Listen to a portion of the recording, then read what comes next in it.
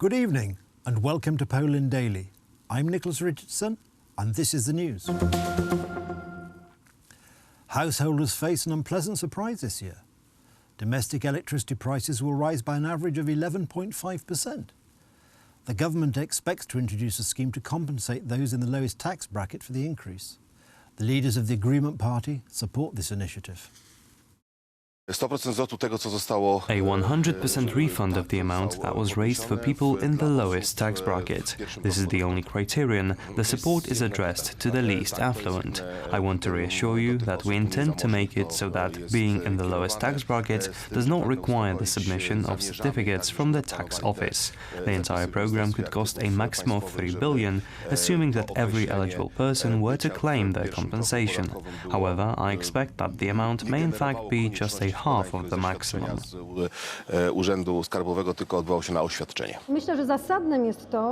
I think that it is reasonable that the compensation should go to the poorest who really cannot afford this increase of less than 10 zloty a month. The approach that will be presented in the bill is not bad. If it were to look like this, then we don't see why we should not support this project. Deputy Minister of Justice Marcin Warchoł said that the Marshal of the Senate, Tomasz Grodzki, did not have the right to invite the Venice Commission to Poland. The Venice Commission delegation visited Poland at the end of last week as part of its continuing monitoring of the status of the rule of law in Poland. The Commission is expected to present its opinion on the draft Act on the Common Court reform, which is currently before the Senate, on Wednesday.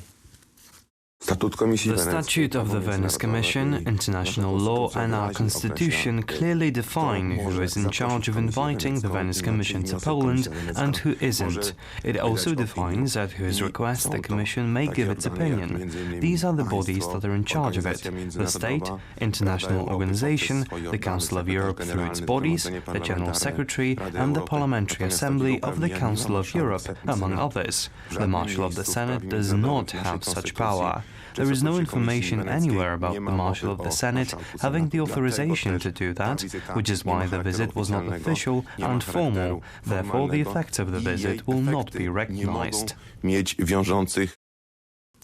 British philosopher, writer and composer Sir Roger Scruton died on Sunday after being ill with cancer for 6 months. He was 75. President Duda, in a tweet, offered his condolences, describing Scruton as a great friend of Poland and of Polish freedom and sovereignty. Scruton had been awarded the Cross of Merit for services to the Polish state by President Duda. Corpus Christi, a film by Polish director Jan Komasa, is among 5 foreign films nominated for an Oscar by the American Film Academy. The film has been nominated in the International Feature Film, formerly the Foreign Language Film category. The 92nd Academy Awards ceremony will take place on the 9th of February in Los Angeles. In the name of the Father, the Son and the Holy Spirit. Corpus Christi depicts the story of 20-year-old Daniel, who is released from a juvenile detention center after serving his sentence and poses as a priest in a small remote village in southern Poland. This Polish movie is competing for the Academy Award of Merit, as the Oscar statuette is officially named in the International Feature Film category, formerly known as the Foreign Language Film category.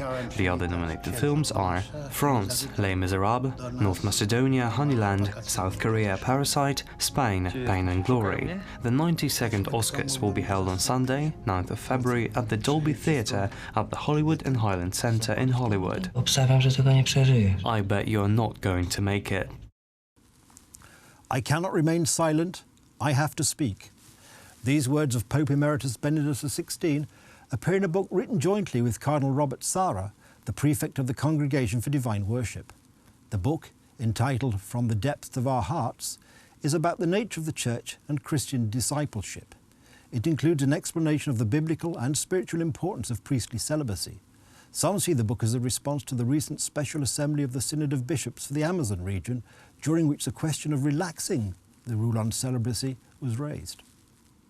I can't remain silent. Celibacy is of great importance and is essential for our path to God to remain the foundation of our lives. From the daily celebration of the Eucharist, which implies constant service to God, spontaneously the inability to marry arose. It is not possible to carry out two vocations at the same time, so you should give up all compromises. If ideology divides, then truth connects hearts. Pope Emeritus Benedict XVI, in a new book written with a conservative cardinal, defends priestly celibacy in the Catholic Church in what appears to be a strategically timed appeal to Pope Francis not to change the rules. Excerpts from the book were published on Sunday on the website of the French newspaper Le Figaro. The Vatican made no immediate comment on the book. In his part of the book, Benedict says that celibacy, which became a tradition in the Church only about 1,000 years ago, carries great significance because it allows a priest to concentrate on his vocation. That's the news. Thank you for watching. Stay with us for the weather, Poland Daily Business and more programmes. But from me, it's have a good night and a better tomorrow.